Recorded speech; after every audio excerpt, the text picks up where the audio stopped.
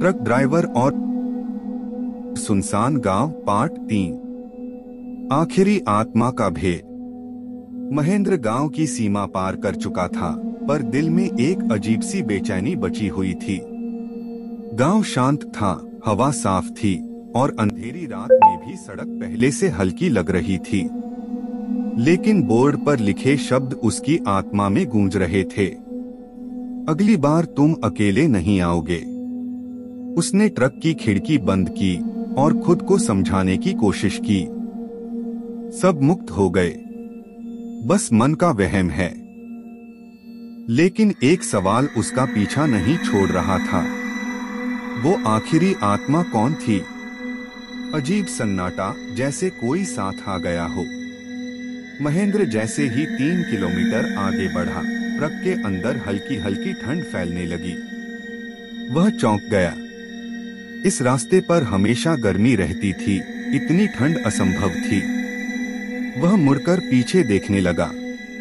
पीछे की सीट पर कोई नहीं था, लेकिन सीट ऐसे घनसी हुई थी जैसे कोई बैठा हो।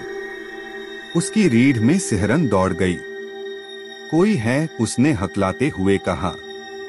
ट्रक में सन्नाटा था, लेकिन कुछ सेकंड बाद सीट धीरे धीरे ऊपर हुई, जैसे कोई वहां से उठ खड़ा हुआ हो। महेंद्र ने तुरंत एक्सीलेटर दबाया। ट्रक तेजी से भागता चला जा रहा था, पर ठंड अब और बढ़ रही थी।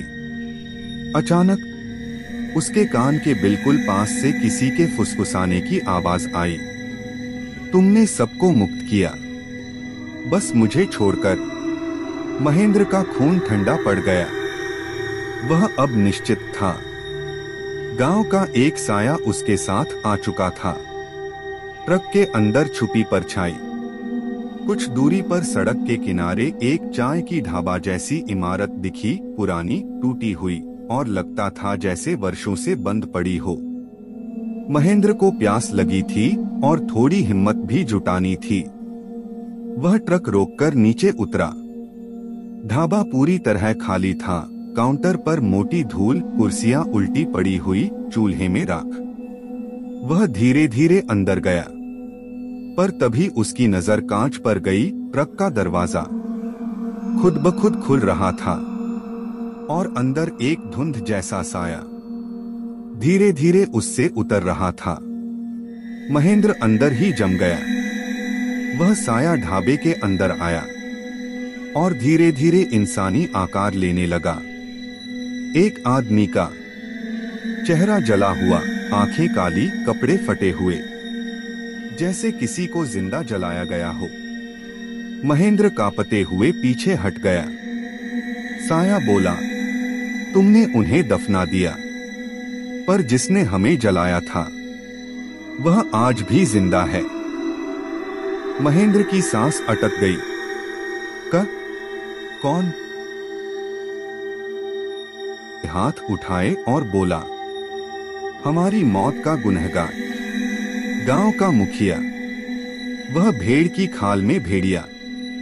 महेंद्र को याद आया, गांव बहुत पुराना था और मुखिया के परिवार के बारे में लोग कुछ कहते थे कि वे गांव छोड़कर दूसरी जगह बस गए थे। तो क्या तुम मुझसे क्या चाहते हो? उसने कांपते हुए पूछा। साया आगे आया। उसके कदम जमीन पर नहीं पड़ रहे थे और उसकी आवाज में घृणा थी। तुम हमें मुक्त करने आए हो, तो आखिरी मुक्ति उसी की है। महेंद्र डर से भर गया।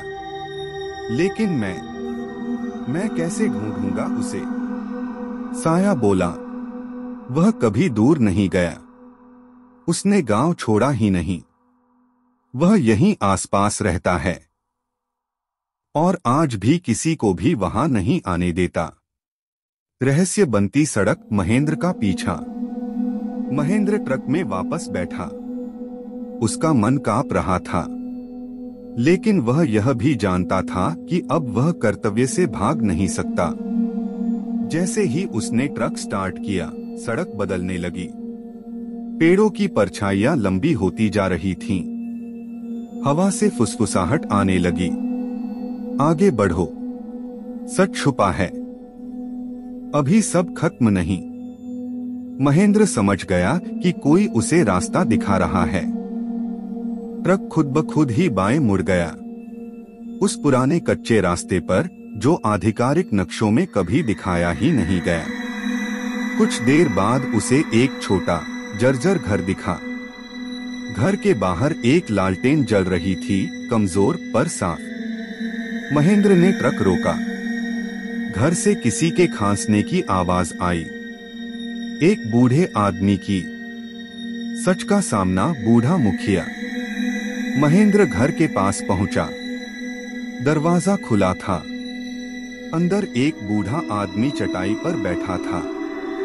चेहरा झुर्रियों से भरा, आंखें लाल और हाथ कांपते हुए। उसके पास पुराने पीतल के बर्तन, ताबीज और पूजा का सामान रखा था। महेंद्र ने धीमी आवाज में पूछा, आप रावली गांव के महंत जी हैं? बूढ़ा धीरे धीरे सिर उठाया। उसकी आवाज गहरी थी। मेरे पास क्यों आए हो? गांव को मरने दो।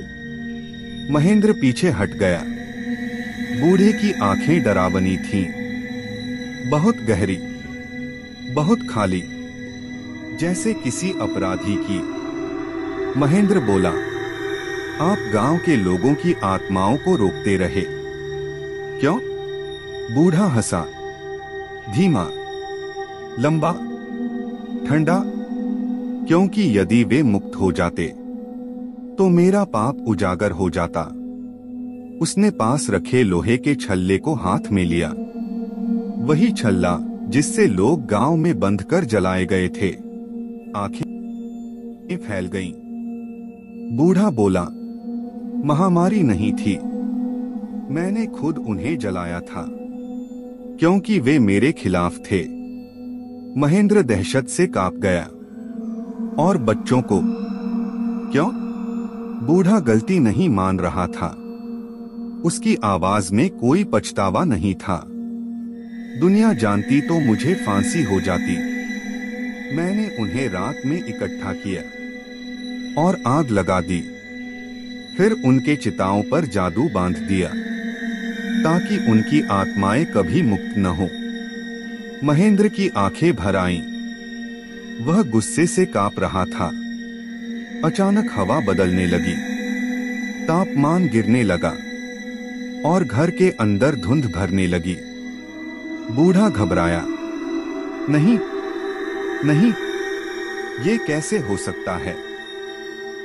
धुंध में आवाजें उभरी, अब हम वापस आए हैं, अब तू भाग नहीं सकता, आज मुक्ति का आखिरी दिन है।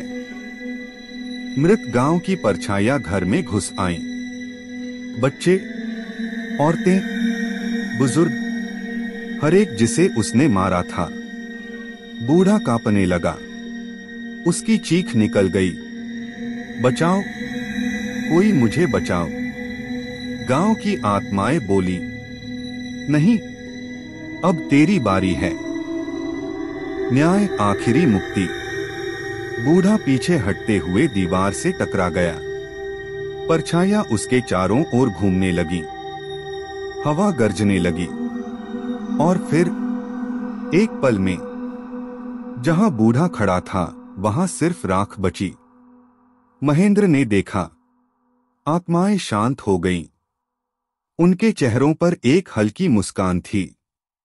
एक बच्चा आगे आया, अब सच दफन हो गया है और हम भी।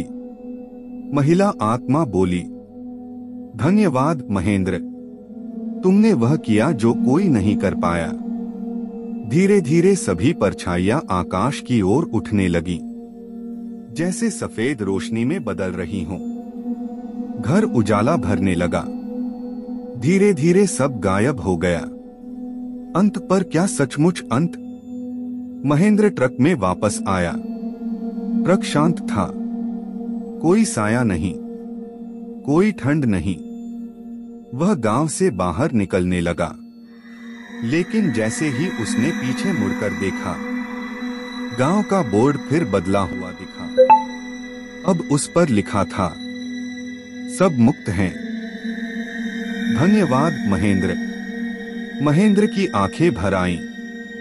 वह मुस्कुराया और ट्रक आगे बढ़ा दिया। लेकिन जैसे ही वह मोड़ पार कर रहा था, कुछ उसके पैरों से टकराया। उसने नीचे देखा। एक छोटी सी लकड़ी की बांसुरी पड़ी थी, बिल्कुल वैसी जैसी गांव के एक बच्चे के हाथ में थी। क्या यह कोई संकेत था या कोई नया रहस्य?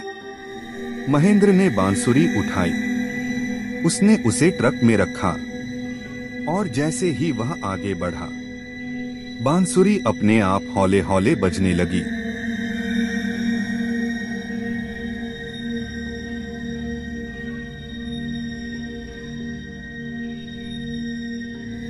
कहानी यहाँ खत्म नहीं होती। कुछ आत्माएं इंसानों को छोड़ देती हैं, पर कुछ उनके साथ हमेशा रहती हैं।